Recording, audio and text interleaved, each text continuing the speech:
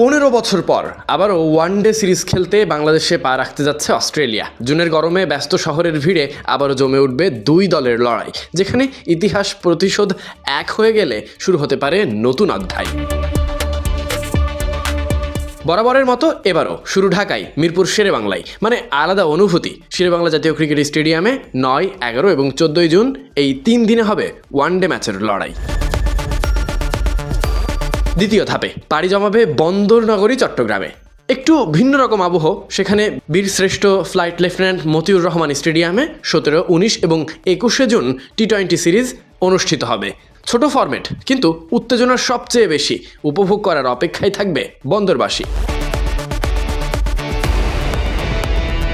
এই সফরের ভেতরে লুকিয়ে আছে পুরনো কিছু স্মৃতি আর ছায়াও। 2011 সালে শেষবার যখন ওয়ানডেতে মুখোমুখি হয়েছিল অস্ট্রেলিয়ার, তখন 3-0 হোয়াইট ওয়াশ হয়েছিল টাইগাররা। এক ম্যাচে শেন ওয়াটসন একাই নিজের করে নিয়েছিলেন ম্যাচ। 185 রানের বিধ্বংসী ইনিংস খেলে যেন ঝড় বয়ে গিয়েছিল মিরপুরে। সেই স্মৃতি এখনও অনেকের মনে দাগ কেটে আছে। এখন সময় বদলেছে, বাংলাদেশ আরও শক্তিশালী হয়েছে, আগের মতো নয়। বিশেষ করে নিজেদের মাঠে টাইগাররা এখন কাউকে ছাড় দেয় না। 2021 সালে টি-20 সিরিজে অস্ট্রেলিয়াকে হারানোর স্মৃতি এখনও আত্মবিশ্বাস যোগায় দলকে। টাইগাররা এবার সুযোগ পেলে ওয়ানডে সিরিজও জিতে নিতে চাইবে। এই সিরিজে বড় একটি দিক হবে দুই শহরের দর্শক।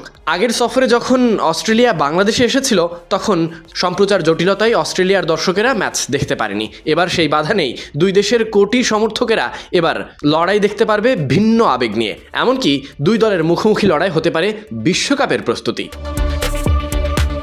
Sadiq Ahmed Sunny, BD cric time.